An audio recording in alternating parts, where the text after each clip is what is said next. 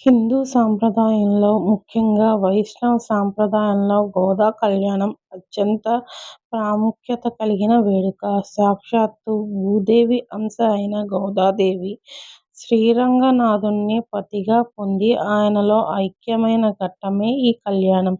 గోదా కళ్యాణం ఎందుకు చేస్తారు మరియు దాని యొక్క విశిష్టతను తెలుసుకుందాం. ఒక తులసి వనంలో విష్ణు చిత్తులు అనే భక్తుడికి గోదాదేవి పసిపాపగా లభించింది. ఆమె చిన్నతనం నుంచి విష్ణువుపై అపారమైన భక్తిని పెంచుకుంది. తాను భగవంతునికి తగిన వధువునా కాదా అని పరీక్షించుకోవడానికి తండ్రి స్వామి కోసం అల్లిన పూలమాలను ముందుగా తాను ధరించి అద్దంలో చూసుకునేది. శ్రీకృష్ణుణ్ణి పతిగా పొందాలని గోదాదేవి ధనుర్మాసం నెల రోజులు కఠినమైన వ్రతాన్ని ఆచరించి తిరుప్పావై పాశురాలను రచించింది. ఆమె భక్తికి మెచ్చిన శ్రీరంగనాథుడు ఆమెను పెళ్లి చేసుకోవాలని నిర్ణయించి తన సన్నిధికి రమ్మని ఆజ్ఞాపిస్తాడు. భోగి పండుగ రోజున గోదాదేవి శ్రీరంగనాథుడిలో ఐక్యమైంది. ఈ దివ్య సంగమానికి గుర్తుగానే ఏటా భోగి రోజున గోదా కళ్యాణం నిర్వహిస్తారు.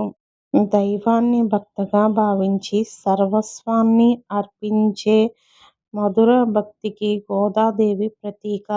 మానవ కన్యగా ఉండి విగ్రహ రూపంలో ఉన్న భగవంతుణ్ణి తన భక్తితో కదిలించి వివాహమాడటం ఆమె ప్రత్యేకత. ఈ కళ్యాణాన్ని వీక్షించిన కన్యలకు త్వరగా వివాహం జరుగుతుందని, మంచి వరుడు లభిస్తాడని భక్తుల నమ్మకం. వివాహితులు ఈ కళ్యాణాన్ని చూస్తే వారి దాంపత్య జీవితంలో అపార్థాలు తొలగి అన్యోన్యత పెరుగుతుందని ప్రతీతి.